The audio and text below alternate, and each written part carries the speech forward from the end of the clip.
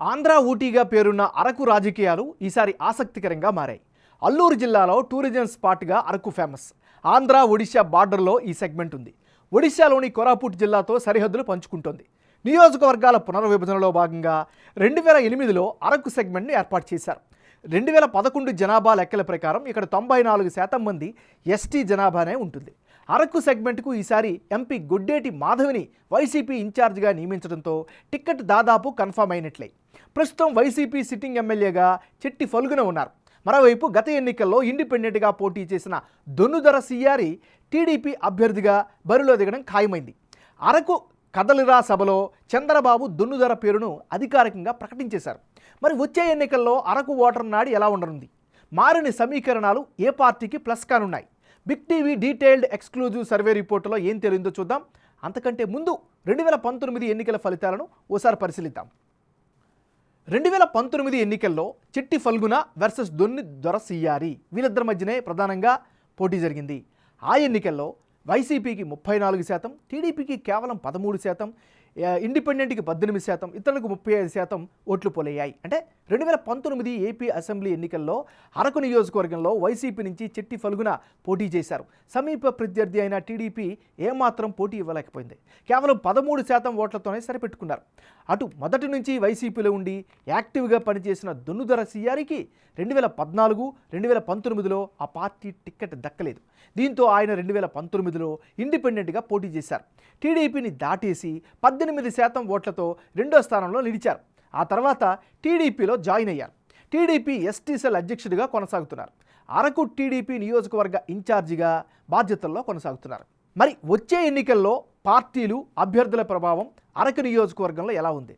ప్రజల స్పందన ఏమిటి? Big TV exclusive detailed election సర్వేలో వెల్లడైనటువంటి అభిప్రాయాలను ఇప్పుడు పరిశీలిద్దాం. వైసీపీ నాయకుడు చెట్టి ఫల్గుణ. ఈసారి చెట్టి ఫల్గుణకు అనుకూలంగా ఉండేటటువంటి అంశాలు ఏమిటి? వైసీపీ ప్రభుత్వ పథకాలు అందరికీ చేరడం అనేది ఈయనకి ప్రధానంగా కలిసి వచ్చేటువంటి అంశం. ఇక గడప గడపకు కార్యక్రమంలో యాక్టివ్గా పాల్గొన్నారు.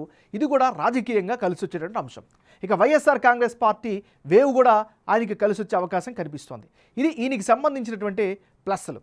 ఇక చెట్టి ఫల్గుణకు ఉండే మైనస్ పాయింట్స్ ఏంటంటే ఆశించినంత అభివృద్ధి నియోజకవర్గంలో జరగలేదు. ఇది ప్రధానమైనటువంటి మైనస్. ఇక ఫల్గుణ సొంత కమ్యూనిటీ వాల్మీకి వర్గానికే ప్రాధాన్యం ఇస్తుంటూ ఉండడం కూడా ఈయనకి మిగతా వర్గాల్లో వ్యతిరేకత కనిపిస్తుంది. అరకులో సొంత ఇమేజ్ పెంచుకోలేకపోవడం కూడా ఈయనకి ప్రధానమైన మైనస్. ఇక యువతకు ఉపాధి అయితే మాత్రం ఏమాత్రం లేకపోవడం కూడా ఈయనకి ప్రధానమైనటువంటి మైనస్. ఇది ఈయనకి సంబంధించినటువంటి ప్లస్లు, మైనస్లు. వైసీపీకి చెందినటువంటి మరో నాయకురాలు గొడ్డేటి మాధవి. మరి గొడ్డేటి మాధవికి ఈసారి అనుకూలమైనటువంటి అంశాలేంటి? యువ నాయకురాలుగా ప్రజల్లో అయితే మంచి గుర్తింపు ఉంది. ఇక నాన్ లోకల్ అయిన అరకులో యాక్టివ్గా పనిచేస్తున్నారు, ప్రజల్లో మమేకమవుతున్నారు.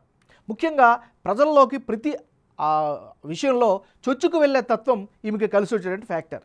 మరోవైపు మాధవి తండ్రి రాజకీయ వారసత్వం కూడా ఈమెకి కలిసి వచ్చేటువంటి ఫ్యాక్టర్స్. మరి గొడ్డేటి మాధవికి మైనస్ పాయింట్స్ ఏంటి కనుక గమనిస్తే, నాన్ లోకల్ కావడంతో వైసీపీ కేడర్లో గరంగరంగా కనిపిస్తోంది. ఇక లోకల్ పార్టీ కేడర్ సహకరిస్తారా లేదా అనేటటువంటి అనుమానం అయితే సర్వత్రా వ్యక్తమవుతుంది. మాధవి భర్త నాన్ ట్రైబ్ కావడం కూడా ఈమెకు మరో మైనస్గా చెప్పుకోవచ్చు. ఏదేమైనా ఇవి ఈమెకి సంబంధించినటువంటి అనుకూల, ప్రతికూల అంశాలు. తెలుగుదేశం పార్టీకి చెందిన నాయకుడు దొన్నుదొర సియారి. మరి దొన్నుదొర సియారికి ఈసారి ఎన్నికల్లో కలిసి వచ్చేటువంటి అంశాలు ఏమిటి? అరకులో సేవా కార్యక్రమాలతో ప్రజల్లో నిత్యం ఉండడం ఈయనకి ప్రధానంగా మంచి గుర్తింపు నుంచి తీసుకొచ్చింది. ఇక టీడీపీలో చాలా యాక్టివ్ రోల్ పార్టిసిపేట్ చేస్తున్నారు. అందరితో కలిసి కలుపుగోలుగా తిరుగుతున్నారు. అరకులో సమావేశాలు, పబ్లిక్ గ్యాదరింగ్స్లో కీలకంగా వ్యవహరిస్తున్నారు. మరోవైపు తరచూ గ్రామాలు, మండలాల్లో పర్యటనలు చేస్తున్నారు. ముఖ్యంగా తెలుగుదేశం పార్టీకి చెందినటువంటి కీలక నాయకుడు లోకేష్కు సంఘీభావ పాదయాత్రను ఘనంగా నిర్వహించడం ద్వారా అందరూ మనలో పొందారు. ఇవి ఈయనకి సంబంధించిన అనుకూల అంశాలు. మరి దొన్నుదొర సియారికి ఉండేటువంటి మైనస్ పాయింట్స్ ఏంటి కనుక పరిశీలిస్తే, అరకులో టీడీపీ టికెట్ ఆశావాహులు ఎక్కువగా ఉన్నారు. ఇది ఈయనకి మైనస్. ఇక అరకులో పర్సనల్ ఇమేజ్ కంటే పార్టీల వేవ్ ఎఫెక్టే ఎక్కువగా ఉంటుంది. సో ఇది కూడా కాస్త ప్రతికూల అంశంగా చెప్పుకోవచ్చు. ఇది ఈయనకి సంబంధించినంత వరకు ఉండేటువంటి ప్లస్లు, మైనస్లు.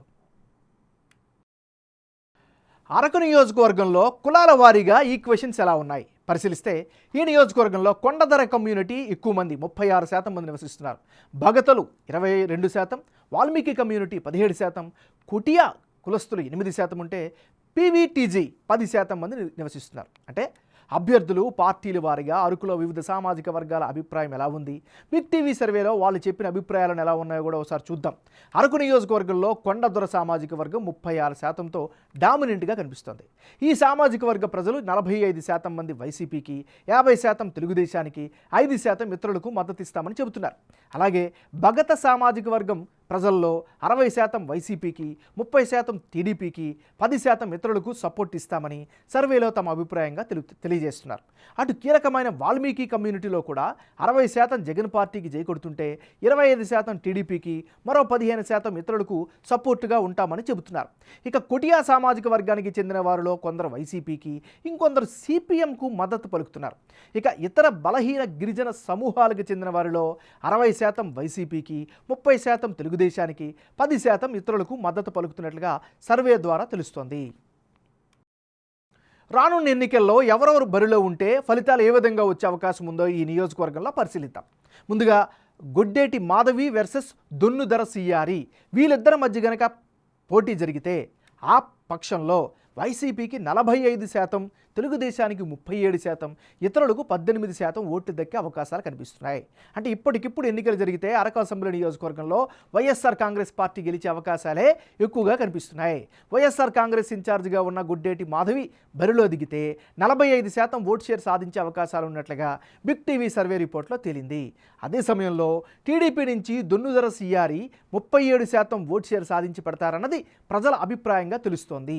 అయితే అరకులో టిక్కెట్ ఆశించిన శ్రావణ్ సహా ఇతర నేతలు దొన్నుదొరకు సపోర్టుగా కదిలి వస్తే ఓట్ల శాతం పుంజుకునే అవకాశాలు కనిపిస్తున్నాయి.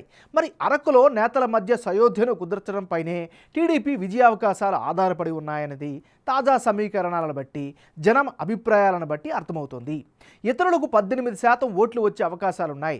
అటు వైసీపీ కేడర్ శ్రీదేవి అభ్యర్థిత్వంపై తీవ్ర ఆగ్రహంతో ఉండడంతో చివరి నిమిషంలో అభ్యర్థిని మారుస్తారా లేదా అన్నది కూడా కీలకంగా మారనుంది.